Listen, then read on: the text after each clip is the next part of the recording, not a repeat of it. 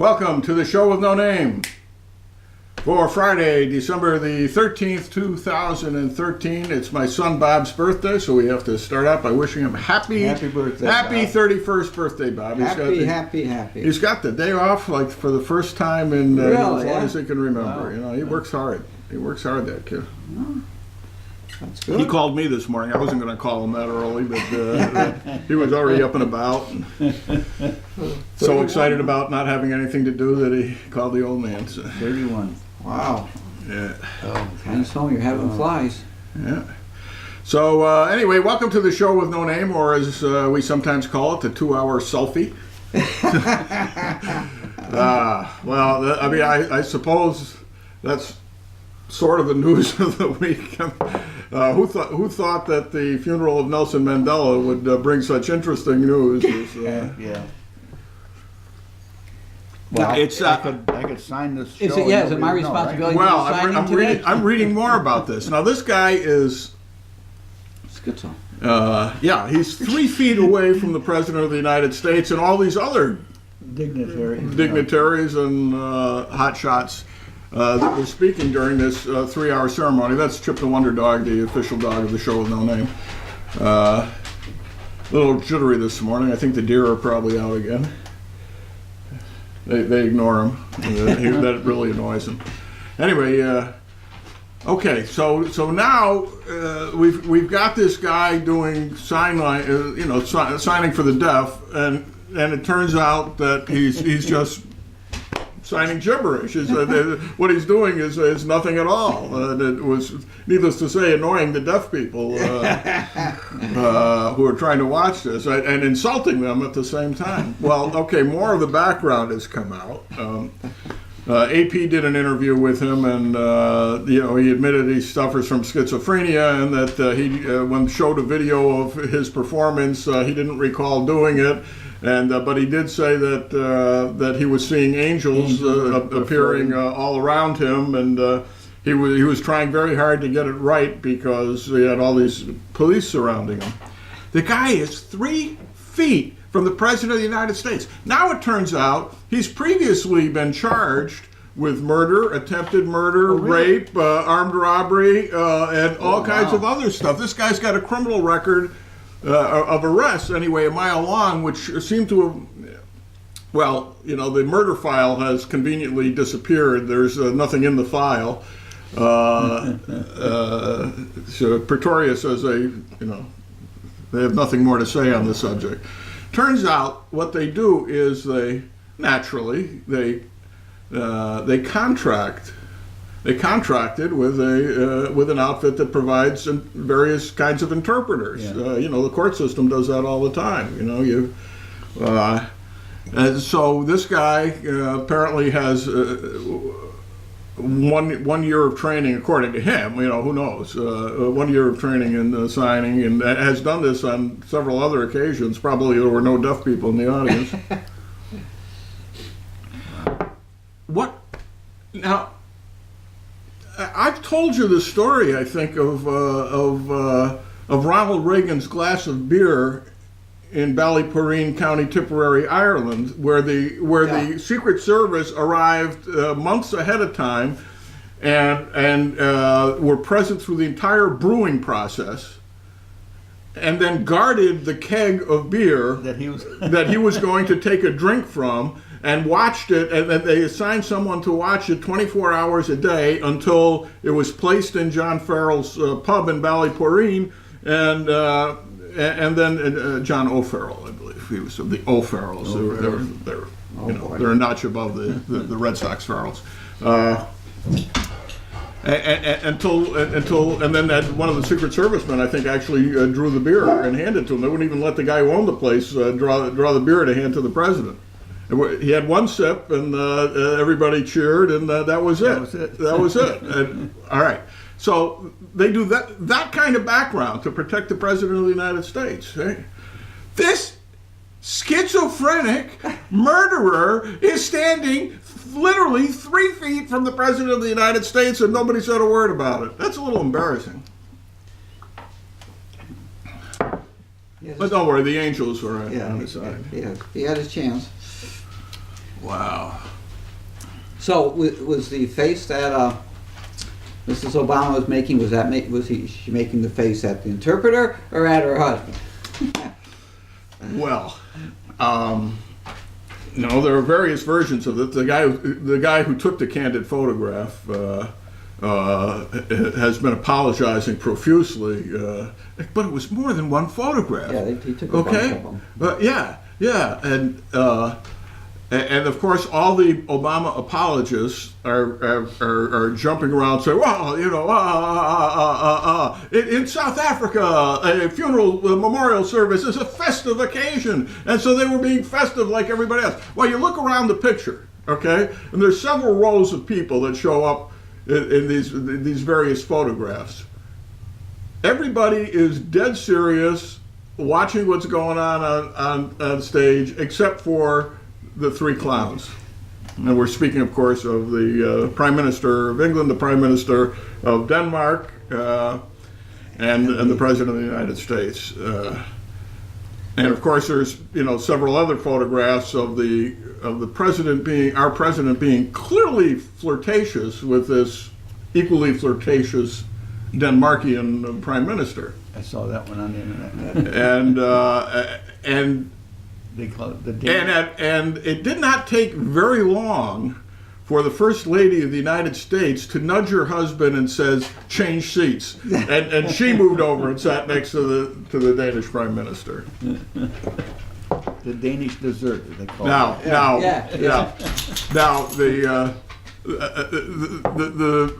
of course, the selfie picture is the one that got the most attention, where the three of them are, they're taking a picture of themselves. Well, isn't this great? Well, we're having the memorial service, one of the, great men of the millennium.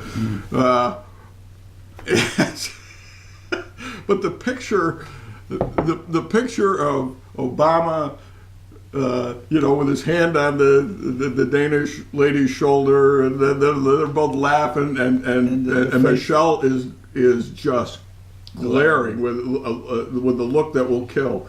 So somebody on the internet had a caption contest, and the winner was the First Lady's campaign against obesity comes to a screeching halt when the president reaches for a Danish.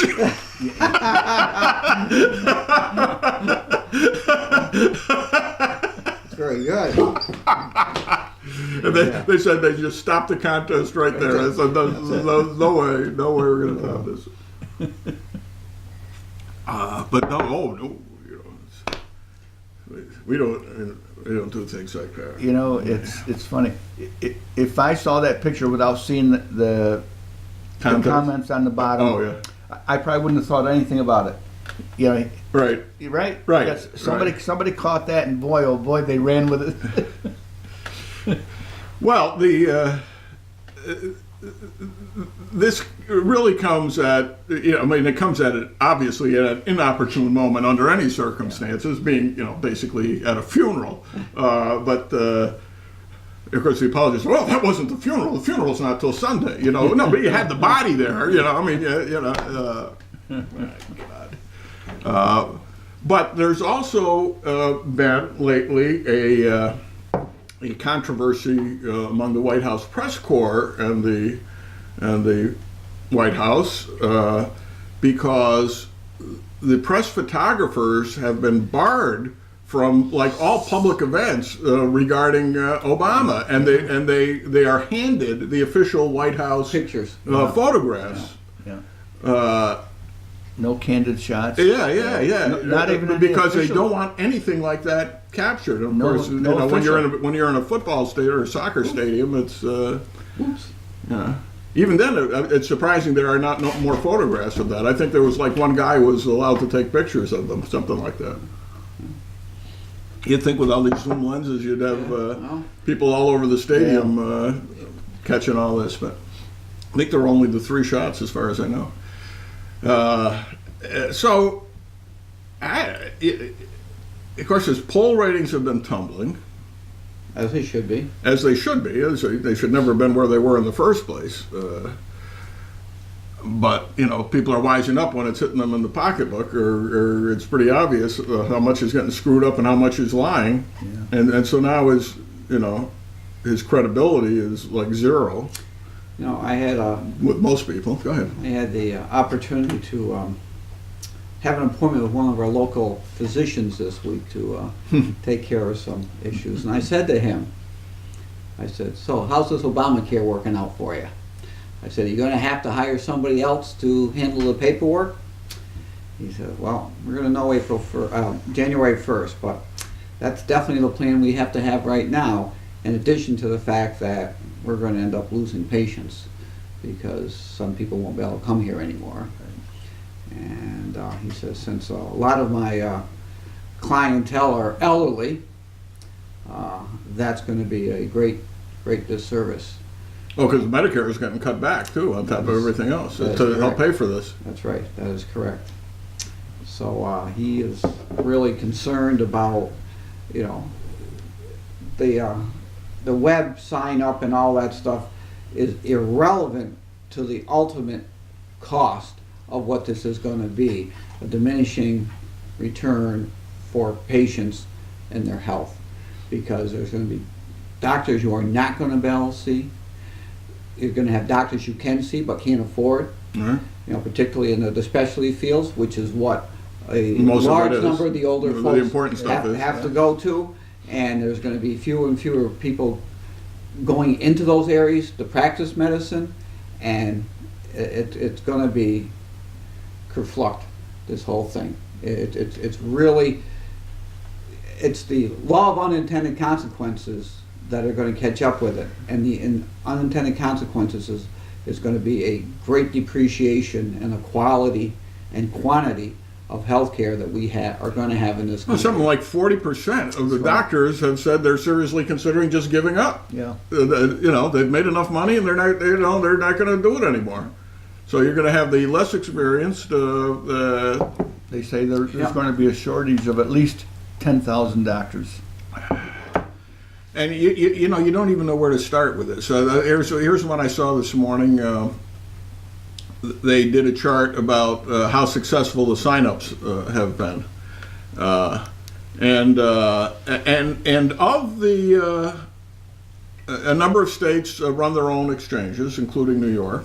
Okay, so they were concentrating on that because we know the national exchanges like hardly worked at all. So there were, you know, of the states that have their own exchanges, New York is like second best and in effectiveness.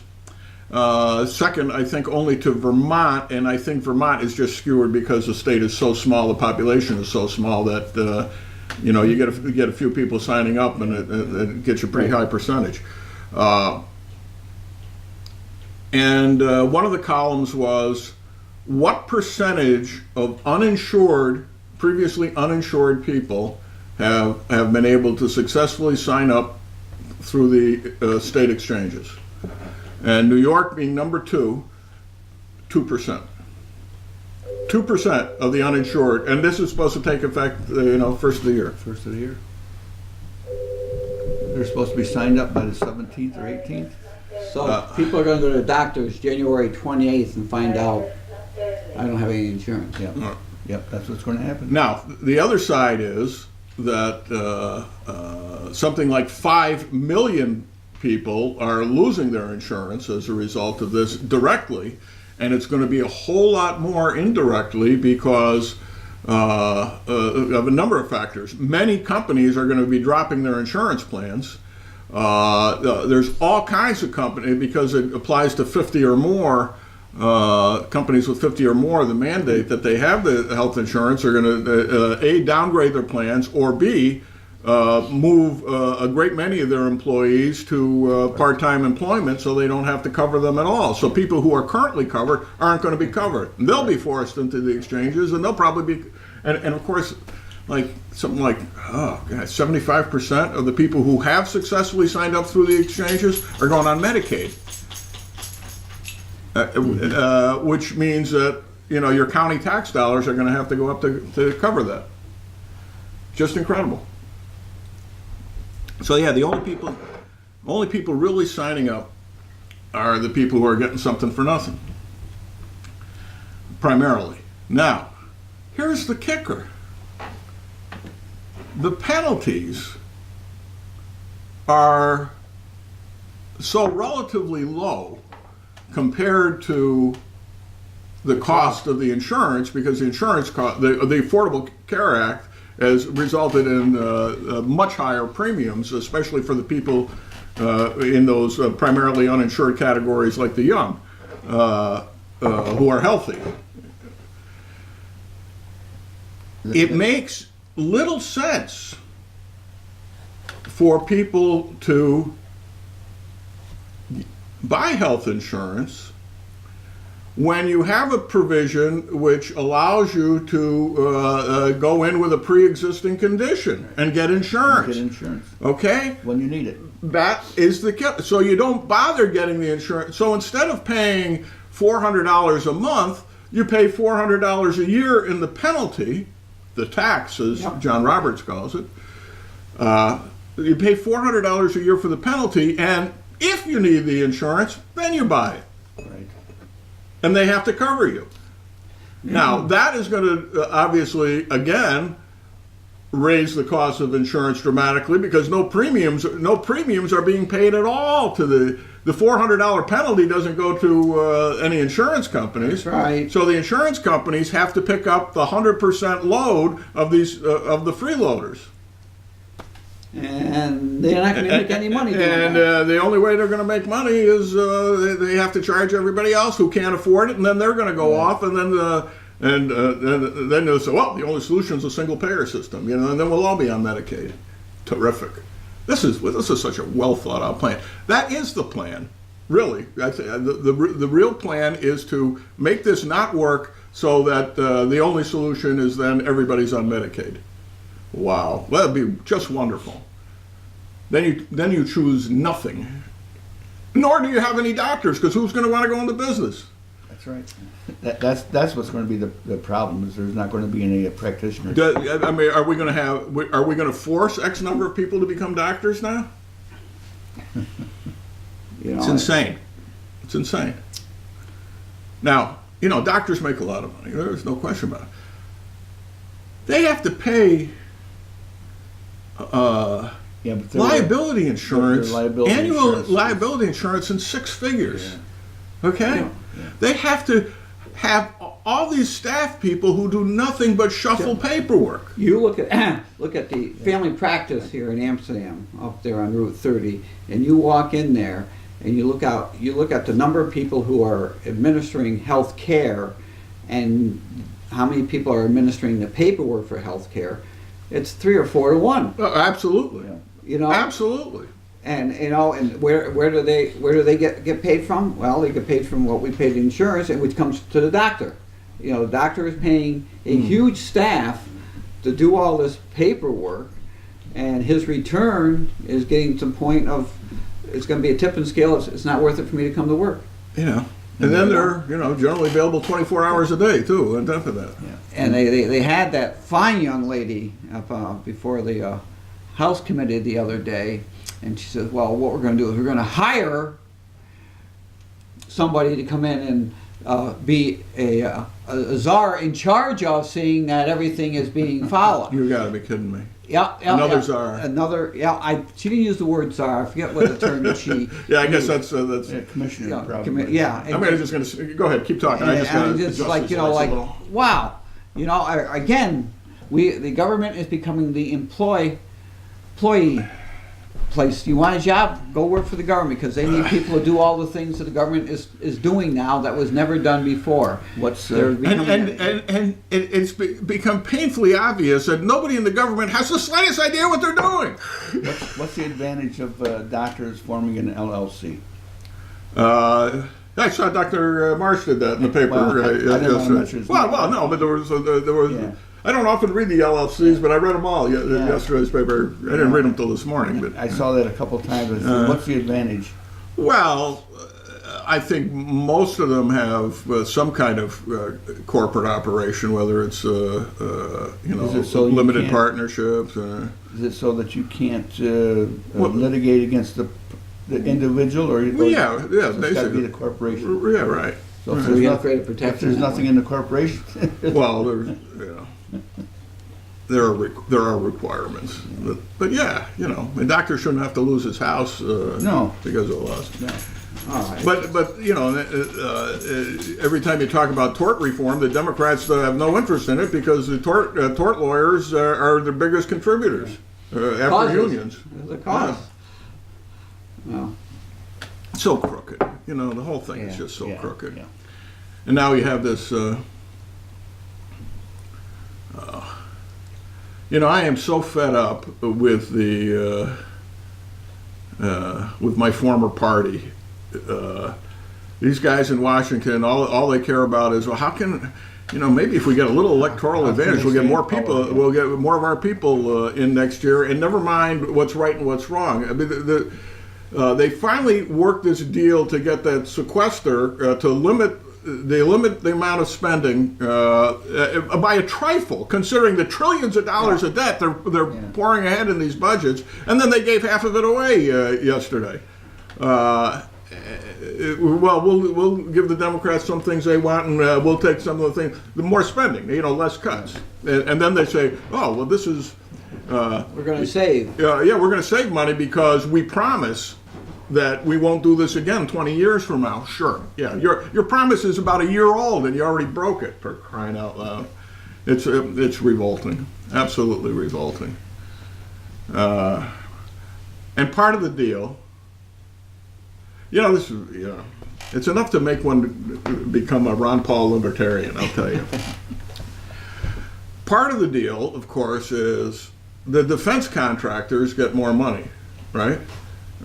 The other part of the deal is they're putting limits on pensions paid to veterans.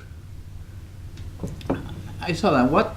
They're saving money from the guys who went to Iraq and Afghanistan in the future. Why don't they put a limit on the pensions of the guys who are employed in Washington? And they didn't apply it to the Themselves. other federal employees, let alone themselves. Yeah. Yeah, Well- can you imagine?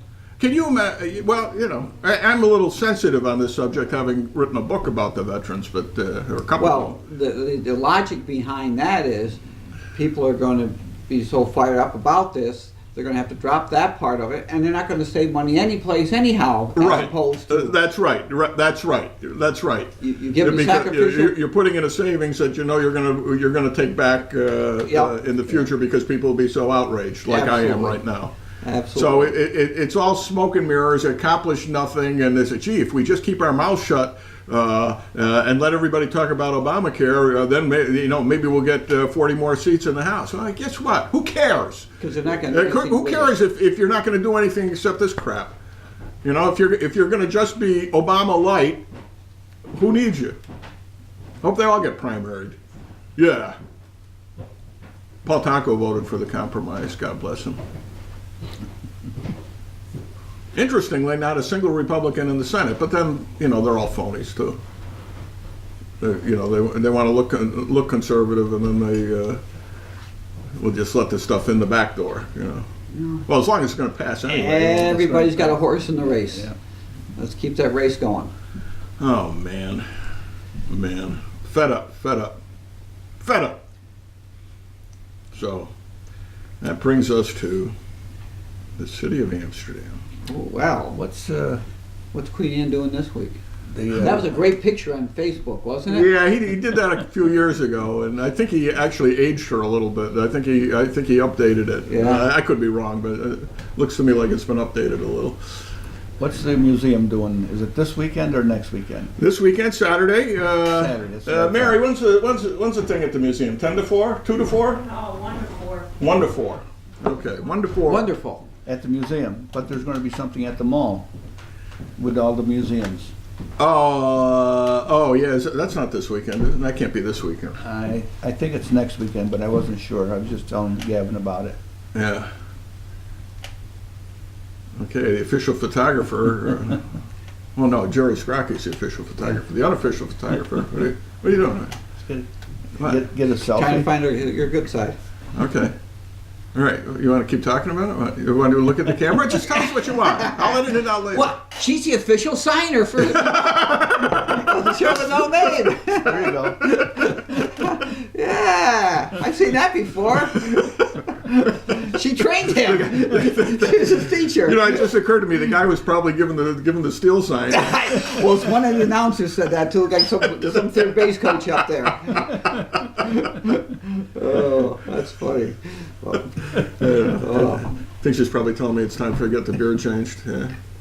Oh, I think it's good. You want me to smile? Oh. You can X that out. Yeah. So what are you actually going to be doing at the museum?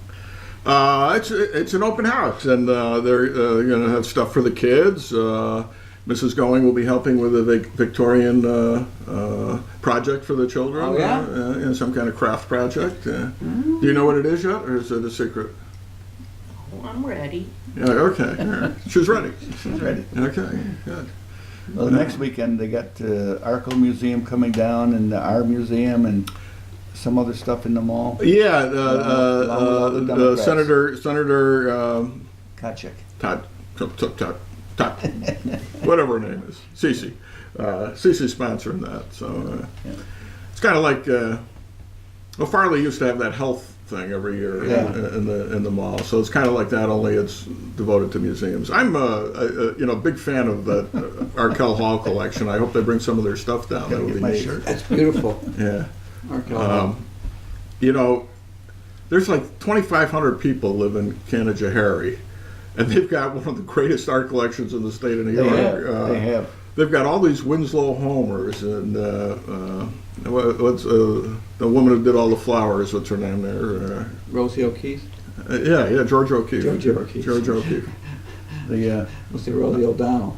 They rotate some of the pictures. Some of them they're not. Oh yeah, all the time. a lot of stuff they don't put on display. Yeah.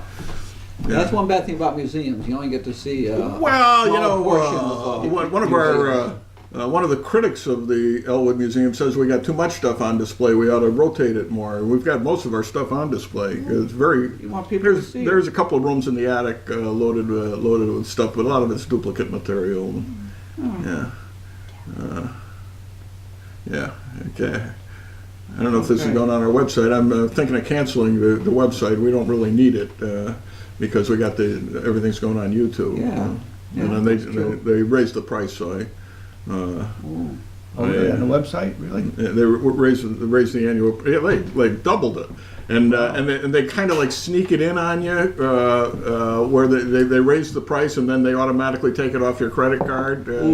So I caught it this morning when I saw they were trying to do that, and I sent in the cancellation notice for the end of January, so that I immediately get a response back. Oh, tell us what we did wrong, and you may win an iPad Mini. That's okay. I'm good for an iPad Mini. So when the show's over and we're loading this, I'm gonna tell them what I think, and they'll probably come back and give me a discount. Give me a new price, and 6 months. and then we'll do it again. Yeah. So. 6 months sale. But I don't like the sneaky way they did that. They all do that. Yeah. Yeah. Or you go to your mail and all of a sudden you find out the way you get your mail is, I don't like the Yahoo mail anymore. It just keeps adding. If I send to you and you send back to me, it just keeps adding. I hate that. Yeah. And it gets confusing because It says if me and you you. don't put anything in the subject line, all of a sudden you're getting conversations with everybody that you had no subject line in. Yeah. Yeah, like that it's change. bad system. I like the old system. This one runs a little faster, but it seems to get worse every time they try to make a correction to it. Yeah. And then they've got the ad up above. They keep running the ads above there now. I don't like that. And I thought I got some kind of virus, but I realized. Yeah, and it looks like it's a letter to you, and it isn't. Yeah. And then yesterday, noted presidential historian David Petrusha kept trying to send me a JPEG file of the proposed cover of his 1932 book, and he calls me up. He said, "What did you think?" I said, "I haven't got it," and then he sends it in, and I didn't get it. I didn't get it till hours later, and it's. Your attachments are are different on there too. You have to go down below the Yeah, creek, and it's I don't like it. They should have. It's like they haven't figured it out, which is surprising considering they get about 100 million subscribers or something. Yeah. Yeah. Well, you know what what the problem is. The same guys are doing did the Obamacare are working for Yahoo now. Hey, listen, if they If they did it the other way around, we might not be in this situation. yeah. No. Yeah. I don't know. I don't know. What's this country coming to? All I know is the email is a real pain. So getting back to the Queen Anne thing, Yes. or of course referring to Jerry Scrocky's time for Queen Anne to abdicate thing. Yeah, I mean, he had some interesting stuff on there. Number one, of course, the revelation that this guy who paid an exorbitant amount of money for the what we call the old convent, the old Park Hill adult home on 52 Grove Street. The guy obviously has a lot of money, has got plans for the place, and lots of ideas and stuff. And she's poo-pooing it all after the guy just bailed him out with the taxes and everything else. That was so rude. She said, well, no, you should do this. So stupid. She shot him down on everything he proposed. About so incredibly stupid to be doing that. This is a magnificent building that, because of its neighborhood, would otherwise be falling into crap, and in fact, had already had all the copper taken out of it. And here's a guy who's actually putting money into it, probably thrown it down the drain, and instead of encouraging him to make this the showpiece of the neighborhood and make the rest of the neighborhood improve as a result, is putting him down. That's a beautiful building inside. Oh, it's a magnificent building. Magnificent building. I forget who used to live there. It was a private. I think it home. was Smealy. No, it was. I knew who it was, but it was a name you'd recognize.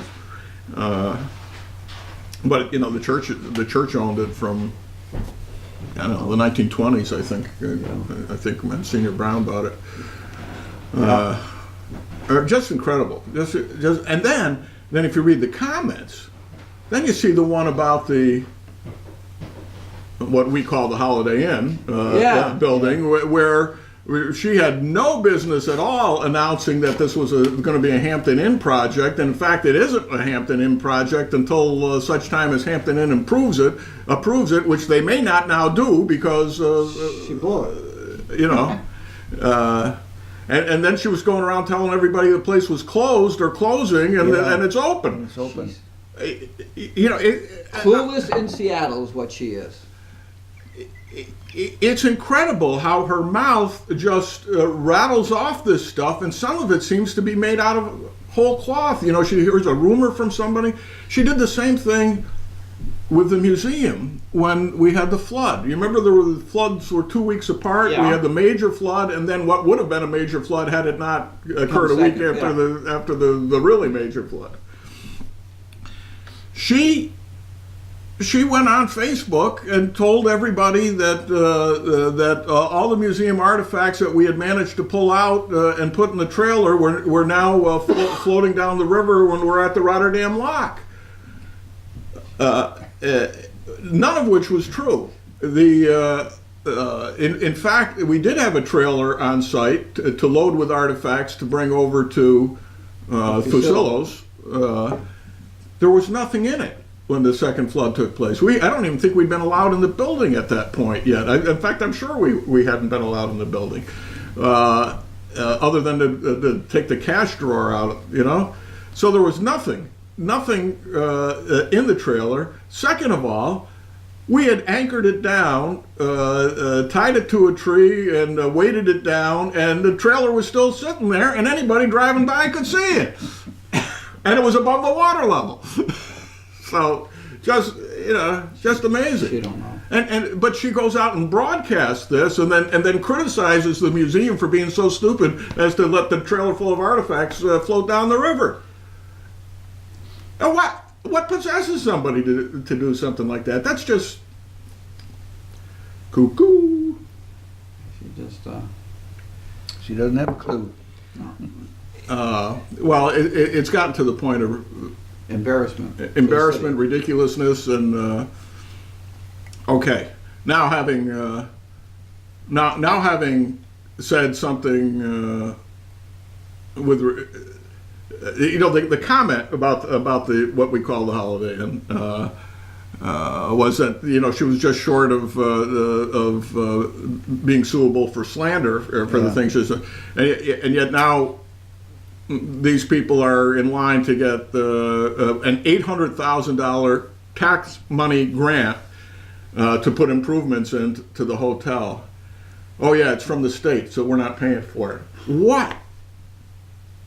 Bullshit. It does come from us. Okay? It does There come from are. us.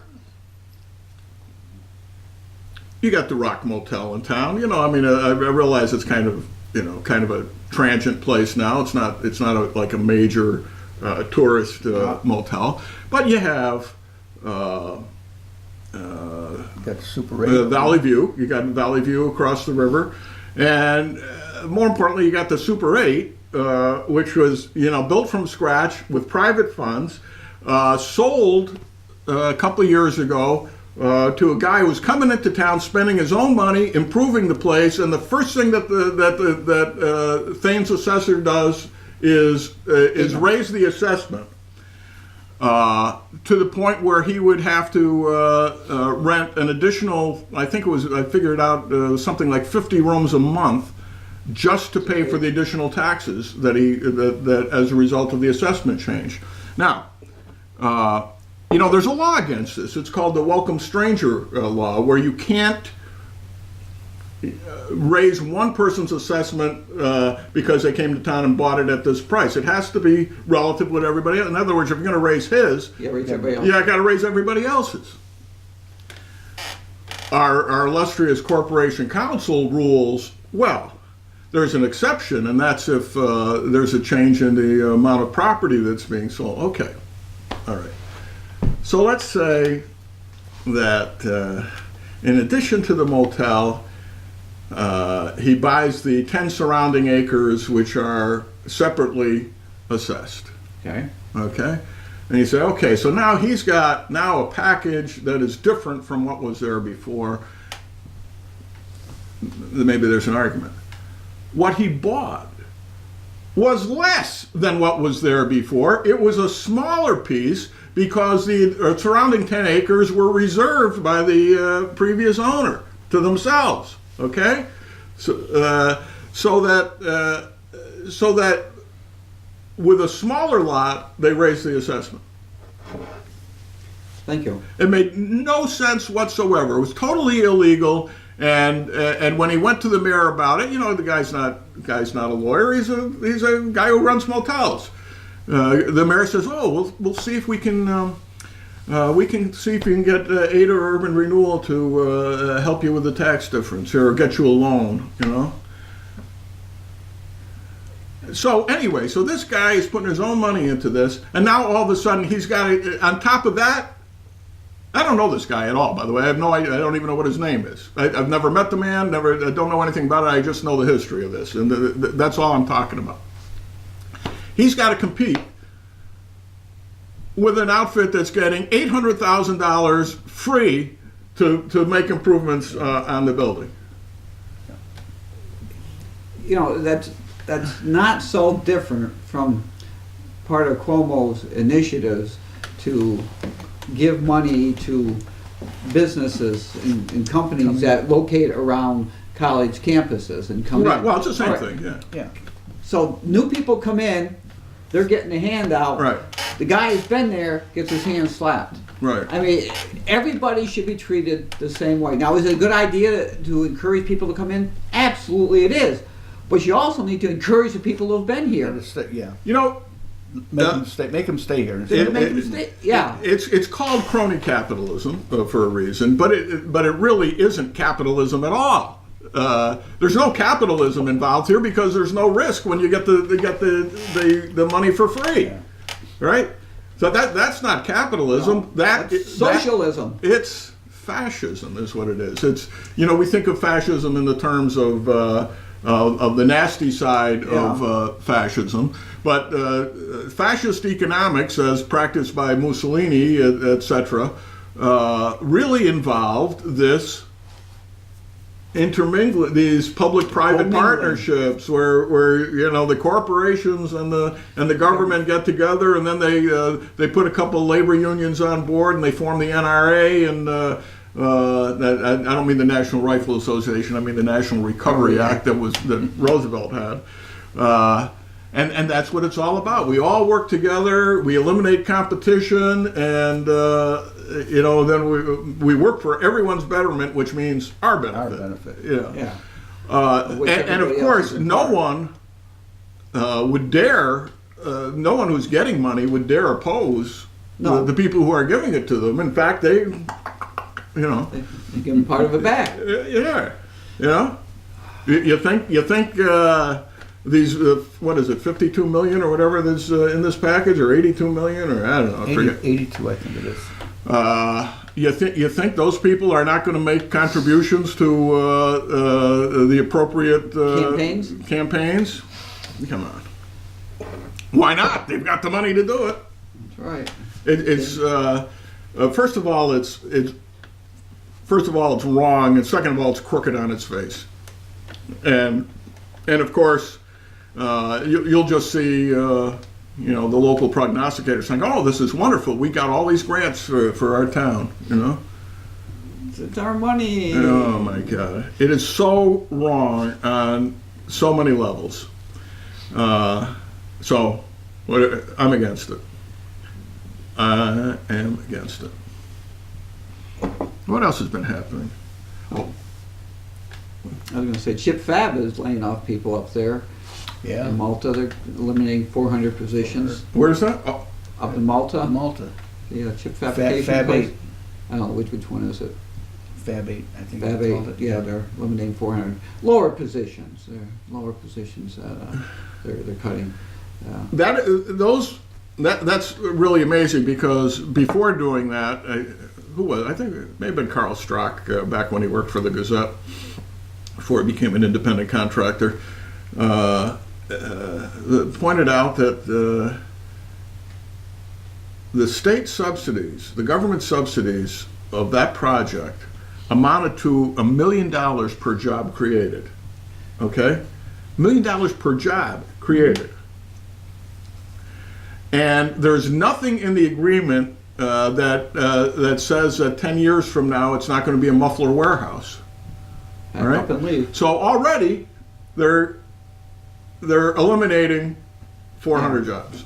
No. Meanwhile, this announcement that we're talking about with respect to the Holiday Inn is dumping millions into the Marcy project, the chip manufacturing facility up there, and of course, We're right Now, in the middle.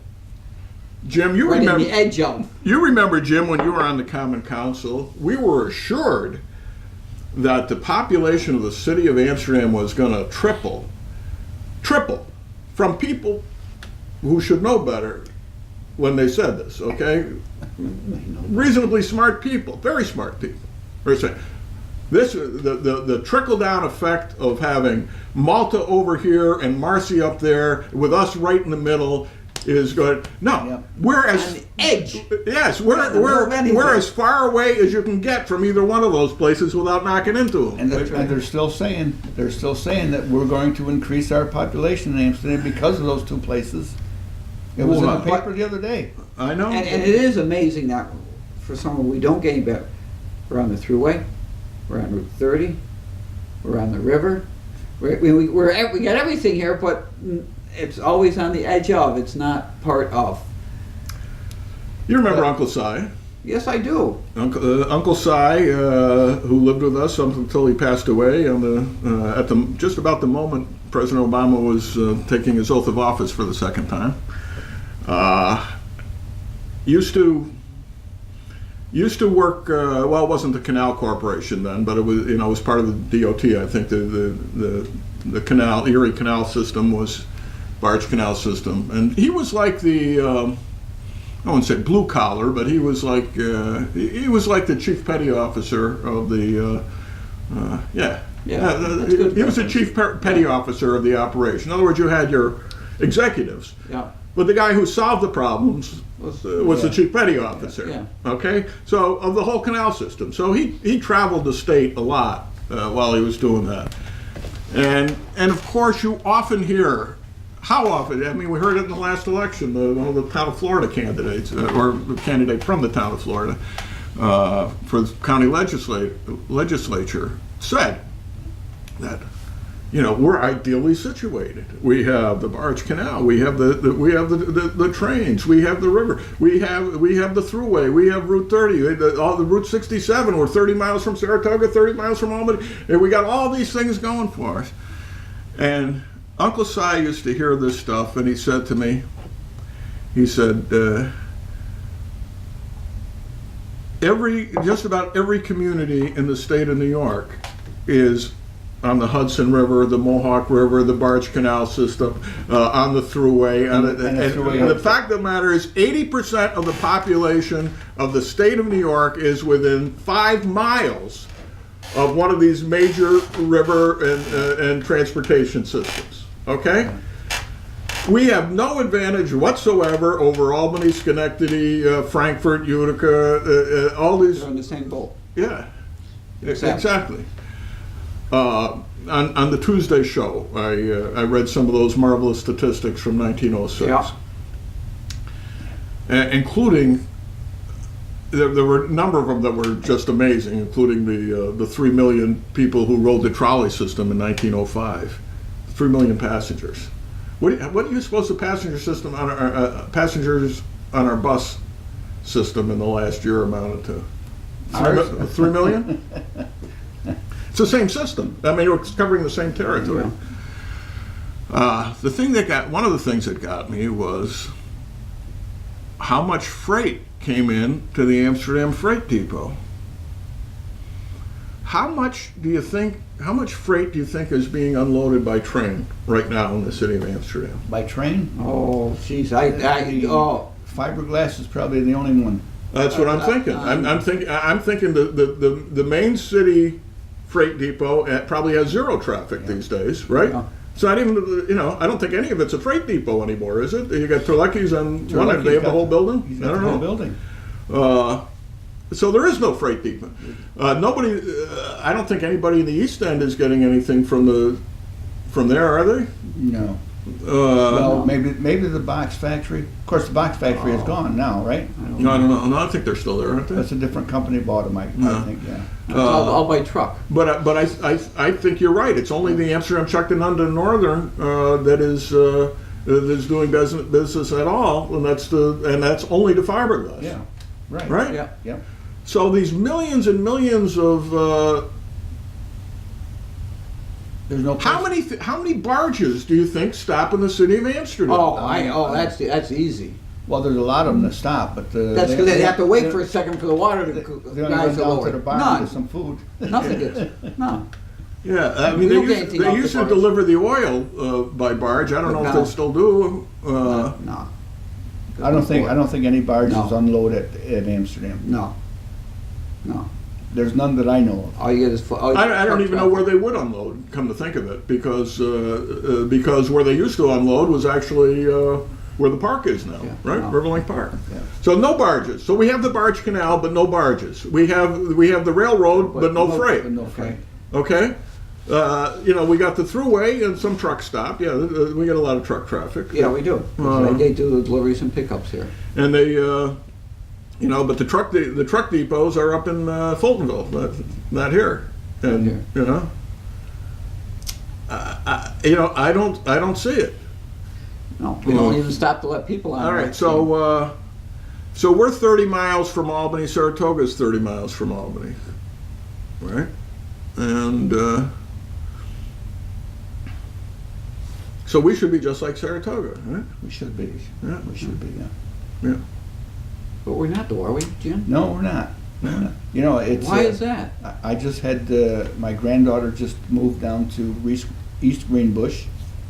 My grandson is looking to either go to East Greenbush or Albany. They're both moving out of the area.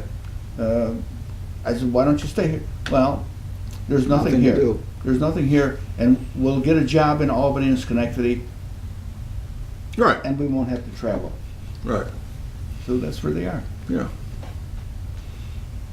Yeah. And did you, 66 manufacturing facilities in 1940. 66. Now we have one. 6. We have one manufacturer that I know. I mean, how can anybody say with a straight face that we've turned the corner? The corner got turned. Oh, we got water jet. I forgot about water jet. Well, okay, so there's a few, but they're certainly not. We're certainly not employing 10,000 people. We are not self-sustaining. We had 10,000 wage employees in factories in 1940.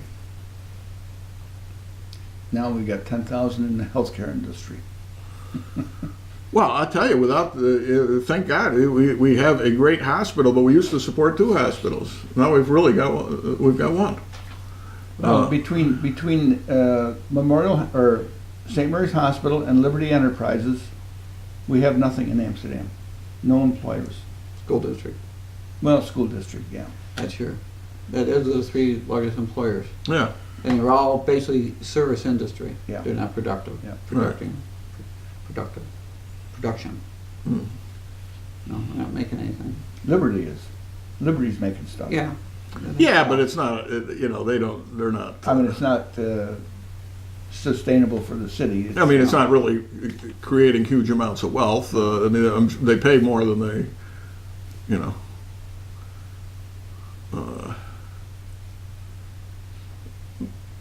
And of course, it's all non-taxed on top of that. So. Yeah. We're really like that rock band now, aren't we, Bob? The rock painting? Rock band. The rock band? Which Yeah. Well- Dire Straits. Dire That's what we're in. Okay. See the things I hear. Yeah. We're in dire straits here. No, Laura, my granddaughter, made her first movie a couple of weeks ago. She did. I gave her the camera and she walked around the house and included in the video is a conversation she had with me. And watching it, I realized I'm hearing one conversation from her, and she's having a completely different one. So she's asking me questions, and I'm giving her answers to something They else. just don't match up with the I think that questions. happens a lot. It must really confuse the fans of the show. Well, you have to keep up with us. Oh, yeah. What else is happening? Oh, the golf course. Strange turn of events. The Amsterdam Strange Municipal turn. Golf Course. Now they want to pass everything before the first of the year. What? No, it said they're not going to do that. Well, they're not going to, but a couple of people on the commission want to do it because they're afraid of what's going to happen after the first of the year. Yeah, but it looks like that they've already decided they're not even going to discuss it till after the first of the year. Oh, they couldn't get everybody together. Yeah, which means they've already thrown in the towel because, yeah. Well, that would be thoroughly outrageous if the outgoing council at the last minute committed the city to long-term change in policy that the incoming council was opposed to. That would be outrageous. One of the incoming council members is under the weather right now. Mr. Barone is in the hospital, I believe. Really? Yeah. He has an aneurysm. Someone said it was a heart aneurysm. No. And someone told me it's an abdominal. Well, yeah, but the confusion comes because it's an aortal aneurysm, Oh, and the aorta runs from the heart. Okay. But usually the aneurysms take place in the abdomen someplace. Can be dangerous, yeah, and can be fixed. I had a client with that once. He said, "Here, feel this," and it's, what happens? The artery balloons out, and it's okay as long as it holds. And if it bursts, Then you're in trouble. you're in serious trouble. They do, they have ways of bypassing. So he that must be fairly well off, or better now because it's been a few days. So I haven't heard anything, so he must be coming along good. Good. I would suspect, and I hope so. Yes. Well, yes. Wish you well, Ronnie, wherever you are. Yes, Yeah. definitely. So, you don't think they'll make any midnight appointments? Well, they can't as long as he's as long as he's still viable. Yeah, the rumor is that if something happens to him, they're going to appoint Debbie, but they can't do that because his petitions have a designating people on it. No, that's not true either. The designating stuff is out the window. What happens is, now, okay, again, we're wishing you well, Ron.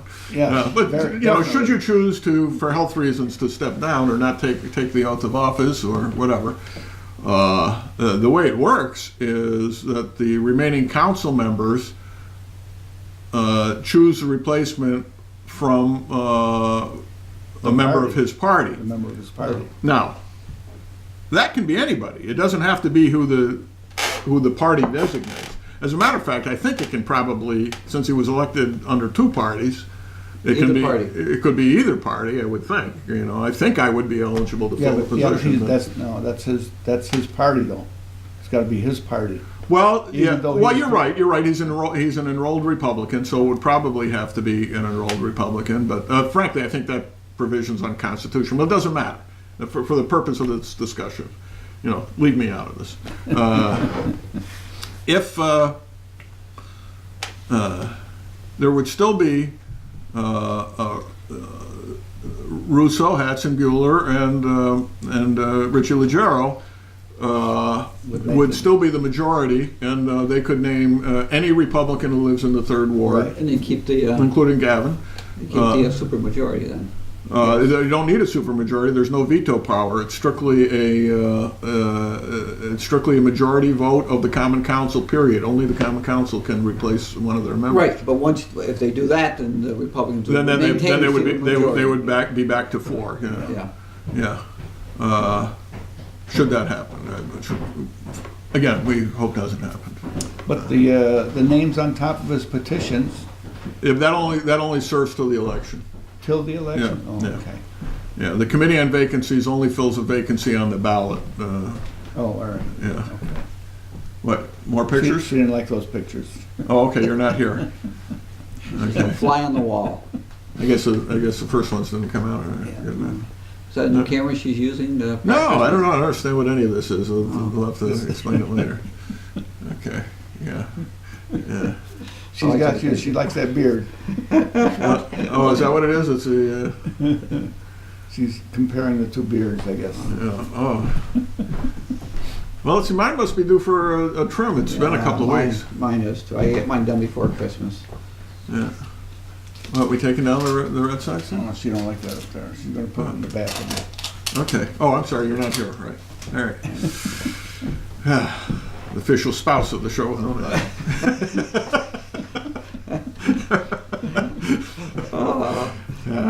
Very good.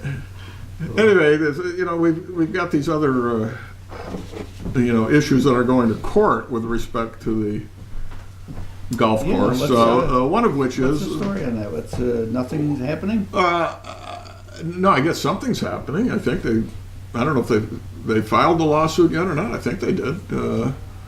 And the issue is, can you have non-Amsterdamians on the board. golf commission? Absolutely not. That's ridiculous. It's absurd. I know. And why would you? And- That's the incredible thing. Why would you? Why don't you appoint Barack Obama to the board, Yeah. to the golf commission? I'll screw that up. Well, I'm counting on it. The interesting thing is, getting back to their putting off Yeah. acting until the new council comes in, the end result, I think, is going to be, it's only, the Common Council decides who gets the contracts. And I think And I think we're going to see Joe Morendo back, and we're going to see Elmendorf. the the two of them are going to be back. Yeah. That's for sure. yeah. The other guy, I'm not sure. Some of them don't like him. Now But I'm not saying they don't like him. They don't like the way the course is being taken care of. Here's the other thing. It has been repeated several times, and I don't know who the source for this is, that that at some point in the last several years that the city bailed out the golf course. Never happened. I don't think that ever happened either. Never happened. I didn't think it happened, and I read in the paper saying, I don't remember that. That never It happened. never happened.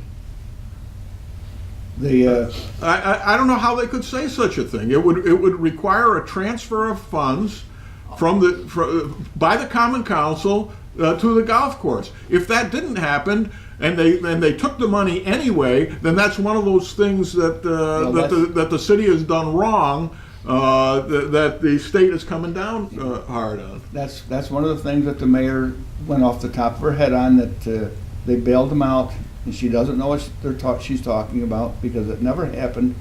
And It couldn't have. We would have known about it. since the year of 2000, it hasn't happened, because that was the first time I went on the council. So since then, it's never happened. Yeah. Okay. They may not have gotten any money from the golf course. They may have not. But I'm sure they did. It was an enterprise fund. You know, I mean, it's supposed to pay for itself and its own improvements. For years, the golf course did contribute to the city. They gave the city $50,000 a couple Yeah. times, $100,000 a couple times, if I'm not mistaken. Well, yes, and now Thane has been trying to use it as a cash cow, and with their usual management skills, has managed to drive the membership down and the income down. Well, I heard the other day that back in 2009, the city had gotten a letter from the comptroller's office. State comptroller? Yeah, telling them that they have to change their ways, or change something in the way they're doing business, because it was detrimental to the city. So I haven't seen the letter, but I hope to see it soon. Okay. And why are secrets like that being kept from the public? Why, as a matter of fact, why is this golf commission having secret meetings? Absolutely Executive outrageous. session. Executive session. The executive session should be solely For personnel, on the if they have questions about the financial stability of the people who are applying for these things, then you can go into executive session for that. But just because they're discussing terms of a contract, that's outrageous. Let them all come up and tell us what their plans are. Let them put it all in writing ahead of time. So that So one of the they can't one of the change it. reasons was, well, if the first one comes in and says they're going to do this, then the other two have the advantage. Well, I'm sorry, put it in writing at the same time. That's what an RFP is for. So you put it in writing ahead of time. What's So that's writing? baloney. When they say that that's their excuse, it's not. he said he wants them to expand on what they're proposing. Yeah, that is absolutely a violation, a clear violation of the open meetings law. These things should be, if you've got a proposal to change the policy, to change the relationship of the city to the vendor, then discuss these proposals in open session so everybody can have a good idea whether it's a good idea or a bad idea, be able to form an opinion based on the facts. Not just hide it and then sneak it in, But that's what, this is That's how we do things. This is Mayor Sneaky here. This is how we do The things. queen in her court. And you know what? I'm looking at the names of all these people who are being quoted from the Golf Commission. I don't know a single one of them. Who are these people that are on the Golf Commission? Do you know any of them? I don't No. like Butchie Farrell. I know who he is, but I don't know him. Maybe we're just getting past our prime. They're not in our It's a sphere of sad, influence. it's a sad state of affairs. I've been involved in city court much of my life at this point. I became an ADA in April of 1981. Okay, then I was city court judge for 9 years, and since getting off the bench, I've appeared in court on numerous occasions. And one of the sure things about Amsterdam City Court, previously police court, is you get to know the cast of characters because it's the same folks. It's their kids. It's their grandkids. And I go into city court, now, honest to God, I was in a few weeks ago, and the courtroom was packed. I knew 2 people in the audience. It's a whole new cast of characters. It's a whole new Whole cast new of cast. characters. And I'm talking about even by name. And Yeah. one of them I didn't know very well, and the other one was my client. I mean, one I recognized and recognized the name. The other one was my client. I didn't know a single other soul, and I didn't know half of the lawyers in the courtroom. Yeah. Wow. I should go to more bar meetings, I suppose. I at least go to the bar more often. Well, at least there's a bar. Yeah. So, I don't know. I see Mike Zumbalo is performing tonight up at 518 Grill. What is the 518 Grill? Where is it? It used to be the Beanery. The Beanery. Oh, okay, up on Perth Road. Yeah, Right. it's 518, and they've got like sort of like an open mic night on Fridays now. Mike's gonna be up there performing some of his songs that you've seen him put up on YouTube recently. Oh, yeah. He's gonna be up there. Yeah. He's got a nice voice, nice. Yeah, nice, his stuff is pretty good. Yeah. I didn't hear the Mohawk River one. Yeah, I never listened to that played the other day. It was pretty good. Yeah. Yeah, it was good. So he's gonna be up there tonight performing. Okay.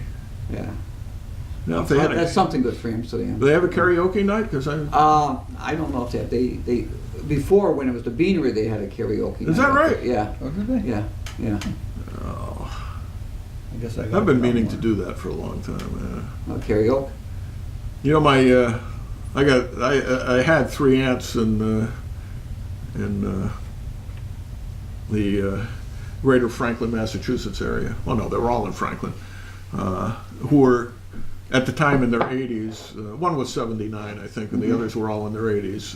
But since passed into their 90s or passed away, but they would every Thursday night they'd be out at karaoke night at the local bar.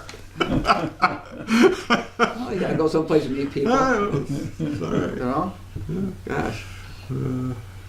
The 3, yeah. There was another one who wasn't a widow who didn't get to go out as much, but Gotta go where the men are. Her husband wouldn't let her out. Yeah. You're not going No, out there she's- with your sisters. You're no way. no worry. You're not gonna karaoke with those guys.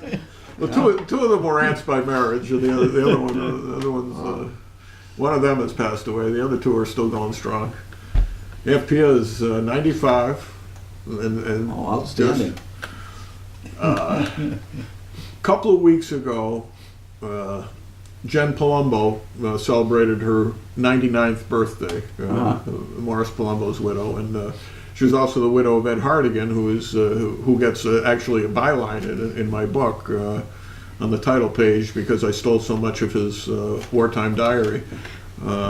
99 years old and sharp as a tack. Yeah, just amazing. She's up at Wilkinson, a couple doors down from my mother-in-law, and she recognizes us every time we go. Hi, Mary. How about? Even with the beard? Even with a beard, yeah. Yeah. It's I don't notice the beard because I'm not looking at myself. Yeah, you're on the but, other side. I do get a lot of startled looks these days. Mostly from my relatives. Oh, what else? No winter fling this year, apparently. Dan Weaver's having his own. Is he? Yeah, I think that's Saturday. Just at the book count? Yeah. He defended the mayor in his blog. Well, he does. He doesn't like people calling her Queen Anne. Yeah. Yeah. I wonder who he's talking about. Well, did you see he's going into the online newspaper business again? Yes, he I had heard it for a that. while. Now he's like Him and Tim Becker. Tim Becker. Yeah, be another. That's interesting. Tim rents space from the museum for his web design business, and of course Dan has previous experience doing this himself. I mean, he was a one man. I don't know. I think he wore him to a frazzle. He was. Well, that's what happened. That's why he stopped. Yeah, I mean, he was running out to all these meetings and then doing the stories and posting Yeah. the pictures, and plus running his business. Yeah. So I think he burned out on that pretty quick. But now he's just going to be like the editor in chief. Don't call me chief. And then the other, And, really gotta do all the work. now John Becker, I don't know, longtime recorder, He's going to be in there. reporter, and part-time minister on top of that. He's associated, or was associated, maybe still is, with I think the Methodist Church in Hageman, is going to be their principal reporter. Yes, one of them is going to cover City Hall, and one is going to cover the county meetings, the Yeah. county legislature. And I guess, well, I don't know what else they're going to cover, but those are only 2 days a week, so they have Yeah. another 6 days that they can cover. I looked into the paradigm of that at one time, and I mean, there are ways where you can. It's possible to make a buck off of it. I'm not sure enough to justify it, the work you put into it. She's going to try a different way now. Try the iPad picture. There, are we going on live? Are we They going got, on live? they got more pixels on here. You know, She but didn't like that. Go like this. now she I gotta tell you- she the pool photographer, or is she, yeah, just a pull. The Go ruler. like this. Put your beard down. There you go. Okay, all right. Hey, that's good. That's a good picture. There you go. See that? And I don't have a beard though. That's all you're, right. you're the before picture. Where's the after? Up here. You see how she had to step back for yours? That one took it without me looking at it. I can check. Okay, all right. Yours is overpowering. Jeepers. Finally, and yours came out the best. Oh. You? Oh, yeah, yeah. You know, over. You didn't clean your beard off enough. Here we go again. But you know, to make money on something like that, I mean, it's obviously it's got to be advertising. At some point, yeah. I You mean, know. you're not going to make it on selling the paper. You know. No. On the other hand, you don't have the expenses of selling the paper. But you're not having an income of selling Yeah, the paper. I mean, if they're going to put it out for free, then you have to make your money on the advertising. Yeah. It's possible. But you know, I got to say this: I don't think you. the recorder has had a lot of competitors over the years, and a lot of startups and shutdowns. Yeah. And you know, since 1832, they've survived, and the others have come and gone, and usually not more than I don't know if any of them lasted in recent years more than a couple of years, if that. Right. Right. You know, and in the past, the recorder is kind of each time they've had that competition, they've kind of shifted their focus, and I thought improved each time. Well, competition is always good. Yeah. And then they slid. I do think since the new guys have come in and they have gone to an afternoon paper, I think the paper has really gotten a lot better. I do too. I think the improvement is noticeable, and it's basically with the same staff. I think they've been kind of unleashed or something. Well, I think they're getting more up-county news and Yeah. surrounding area news in the. But I also think they're probably getting less political pressure from the owners than they did before. Because it used to be that They play the party. you know, if one of the political powers didn't like something the paper was doing, they'd pick up the phone and call the owners in Ohio and say, "Hey, you got to put a crack down on these guys." Now I mean, it happened over and over. But now the guys are local, and they seem to be more than happy to They are, run and, free. and the stories are a lot more fleshed out. There's a lot. You're able to follow what's going on a lot better, because one of the things it looks like they're doing is they're telling the story and they're always taking a half a step back and giving you Giving the from background again. last week's episode. It's like on a TV Right, program. right. They give, oh yeah, and then Yeah, you can follow yeah. it. So I think it's got better. The sports is absolutely. The sports is outstanding, and I got it. absolutely better. I didn't mention, maybe it hadn't happened yet. I forget when we did Tuesday's show, but Paul Antonelli's article on his meetings with Nelson Mandela was Yeah. absolutely fantastic on every level. A, that it happened, first of all, but the whole context of it, in context of following Mike Tyson around during his heyday and all that, is just great stuff. Here's The one thing I still don't like, and they'll probably never change it, but what I don't like, Dunesburg. They don't put in the box scores. Yeah, they Okay? should do that. The local box scores. It's nice that they give a mention, a couple of kids this and that in the article, but they got to give a box score, because I can get the Gazette and see a box score. Right. Okay? I don't want to see the box score of the Sacramento Kings and the Northeast Saskatchewan Junior Community College Ag and Tech. Right. Okay? I don't want to see that one. I want to see the local ones. I want to see Pritchard 4 for 6, boom. I want to see Right. Bird, boom. Right. Right. It used to be. It was there, and you only had the baseball box scores would be in that you and Marty would put in, and they do a little box score for stats from the football games and stuff, because it's still, I know, can be done because you see that in other papers. But I really miss that. Back in the olden days, and I can prove it. Being old. No, I can prove it because I got the clippings. When I was in high school, I was the scorekeeper for the Scully baseball team, and Marty Tambasco was the scorekeeper for the Amsterdam High team. And the two of us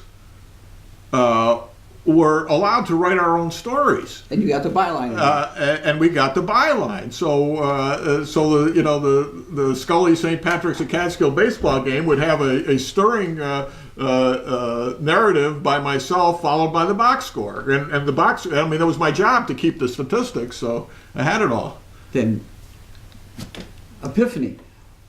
Why doesn't Paul Antonelli go to the high school and talk to journalism class? Yeah. And have somebody Right, do that right, for him, right. for the basketball games, boys and girls. Sure. Yeah. Paul Antonelli, if you're watching this, As a matter of fact, you don't need a journalism class. All you need is the scorekeepers. But go there. Because we already have those, presumably. Yeah. Go to the school and ask them to do that for you, because that would add to what is already a lot better than it ever used to be. That'd be wonderful. The sports section is A plus. No question They're about there it. for all the games. They write about the games before they're played. Right. They write about the games afterwards, and they And- do a follow up. And then the follow up is usually quite interesting. What did we learn from this game? Absolutely. And, what are you going to do different? Yeah. Yeah, I mean, they're putting Tony O in a good light, which is hard. Which, All right, must you're be a speaking wonderful of light. you're speaking of your classmate. Yes, I are. Okay. Yeah, but it really that part of the paper has gotten, a lot better. There's more pages there to it. The other articles in the community in the local area, there's more to it. They're letting you know what's coming up, and they write about it, and they write about after it happens. They do interviews. It's gotten a lot better. The only thing I don't like, sometimes when I get home from work, Well, I aside from forget the it's box there. scores. I forget it's there. Oh yeah. I have to go out and pick, I always looked in the morning, but now I get home, it's dark, and then 8 o'clock outside. I say, "Oh, I'll look at the paper." Well, I do since the the same weather thing. turned, we're not getting the paper on the back porch probably for the rest of the winter, and they stick it in the mailbox, and it's don't down at the see foot it. of the driveway. And this morning I read Wednesdays and Thursdays, for example. But the paper has gone a lot. And Mary doesn't run down to get it because she reads it online before, which I could do too, I suppose. But I like picking up the paper and flipping through I it. want I something in my read hand. I read the synopsis online, where they only give you 3 paragraphs or three, In one paragraph. one paragraph, and then Say, do I want to read this story or yeah, not? if it's interesting, I'll pick up the paper and read the rest of it, which I usually do. Well, if you have a subscription to the paper, you get the online for free. So I know, but I forgot my password. and mine gets a little confused. It's not a particularly user friendly site as far as signing up for it and such. It's funny. Sometimes it loads automatically for me because I've already saved the password, and then sometimes it doesn't. It gets very confusing. See, that's one thing with the Leader Herald. Anybody can go in and read it, and they're all the full stories up there. Yeah. Of course, they're giving it away. Yes, they are. But the Amsterdam Reporter. But I don't. It's a whole I've always kept my subscription to the Recorder, even the darkest days when they were jazzing me. Okay, I always kept my subscription to the Recorder, and I support the local businesses. I had a subscription when I was in college. It got mailed to me. I had it when I was in South Dakota. I had it when I was in New Jersey, and I had it when I was in Wisconsin. Got mailed. There you So I still wanted to see what was going on. And my dad had a subscription when he was in Cherbourg during the war. One of the more amusing stories I found from World War II, I forget, it was somewhere in the South Pacific. Some guy from Amsterdam finds a copy of the Recorder floating in the water. opened up and rescued it. Speaking of finding, the Sound of Music, they're going to replay that this weekend. Oh, and you can watch it online on NBC.com. Yeah, but they're going to play it. We talked about that last week. I should have plugged it. We would have gotten more hits on last week's show. But Carrie Underwood got a lot of criticism, from snarky criticism for her performance. She had never acted in a stage show before. Okay? She was a singer. Her singing is out of this world good. And as a matter of fact, everybody in that show had an outstanding singing voice.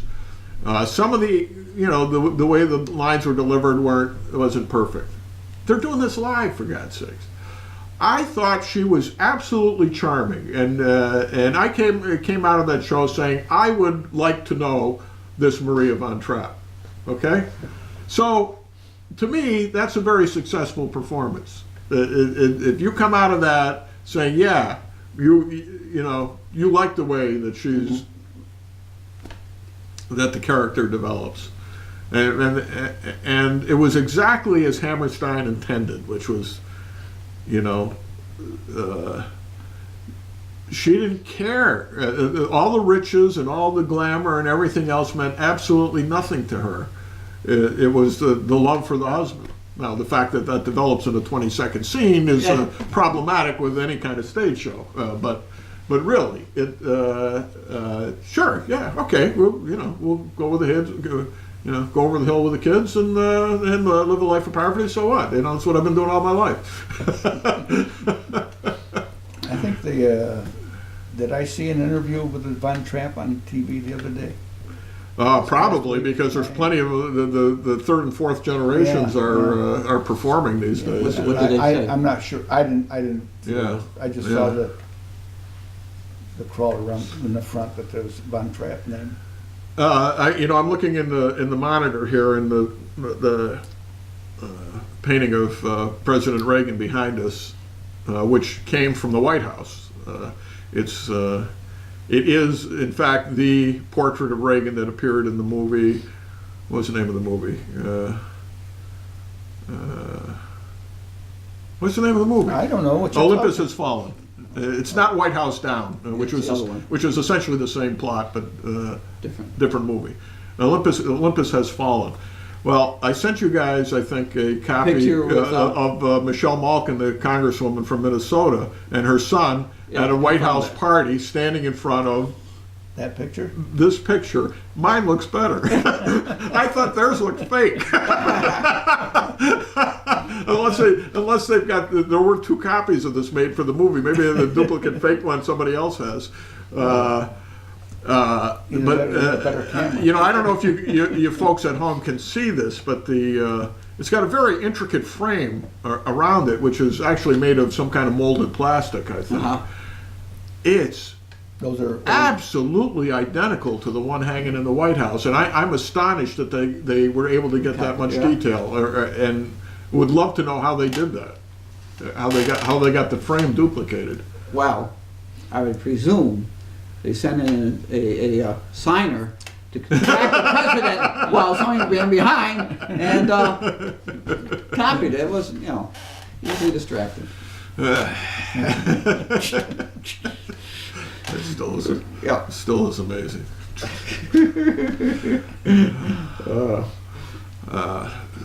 So it's all right. All we'll ever remember of Nelson Mandela's Memorial Service is a president acting like an ass. Wow. Yeah, and the guy that did the sign, the way he signed, I thought he was a stutterer. 'Cause His hands are going. It means absolutely nothing. Didn't mean anything. everything. Maybe it was his dialect. Yeah, that's what it was. Was it? Oh, was he signing in Afrikaner or in English? Well, that's the thing. I don't know. You know, aside from doing the words, the one really great thing about the language for the deaf is it's universal. A French. Because if you can't hear it in Russian, you can't hear it in English. Yeah. You're right.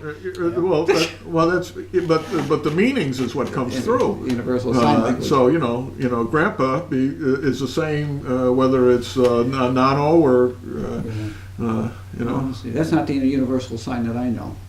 What? I think I know that. You know that universal sign too, yeah. Yeah. I definitely know it's the same in Ukrainian because I ran into that there. I don't know if as long as we're That's right. swapping language for the deaf yarns. One of great stories out of city court. I think I was in law school, and and on my days off, I used to have lunch down at the Topaz with, among other people, Mike Riccio, who was the police court judge at the time. And Mike would invite me to court. He said, "Hey, you ought to see what court is like. Court every Tuesday." So he invited me down, and I had a Tuesday off during one of my breaks, and I go down there, and it happened. I don't remember what the circumstances were, but there were what we used to call a deaf and dumb person was a litigant. I don't know whether he was a defendant or whether it was a civil case or what. I really don't remember. So they had to have an interpreter for him. So the interpreter stood right in front of the bench, facing the litigant, who was in the well of the courtroom, and Riccio's on the bench. So the interpreter's got his back to Riccio, facing this guy, absolutely deadpan. I mean, he did a straight. The litigant's doing all this, and he's doing a very direct, simultaneous translation for the court, and vice versa. When Riccio says something, he signs to the litigant. Well, if that's not, complicated enough for an ordinary court proceeding, the defendant litigant is really agitated. Okay, and he's pacing around. He looks like the panther in the cage, and the interpreter's just rattling it right off. And finally, the litigant turns his back to Riccio as he's pacing, turns around, faces him, and goes like this to the judge. And without missing a beat or cracking a smile, the interpreter says, "I'm very upset with these proceedings, Your Honor."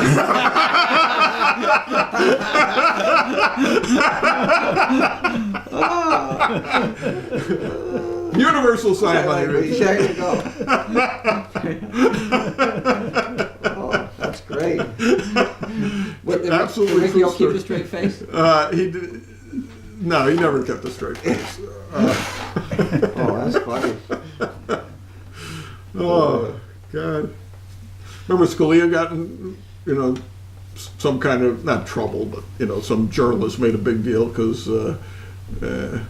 journalist got in Scalia's face and he went like that to the journalist. And then, Scalia had it's a common Sicilian expression. Well, a sign is worth 1,000 words. I mean, you just saved them all that time running the whole gamut. Oh, I'm very upset with these proceedings, Your Honor. Your Honor. I can argue with that. I'm looking at this attorney. He did not flinch. He just I said, that was a pro. They Yeah. could have used him in South Africa. Oh my goodness. Well, anything else you want to add to these proceedings? You can't top that. It's hard to top that story. Topper. Well, any common council meetings coming up, or are they done for the? There must be another I think one. They got one more coming up. I Must believe. have one more. Tuesday, I think. Must be. That's probably the last one, right? I Yeah. believe The next so. one will be Let's Christmas schedule. Eve. Next one will be Christmas Eve, and they won't meet then.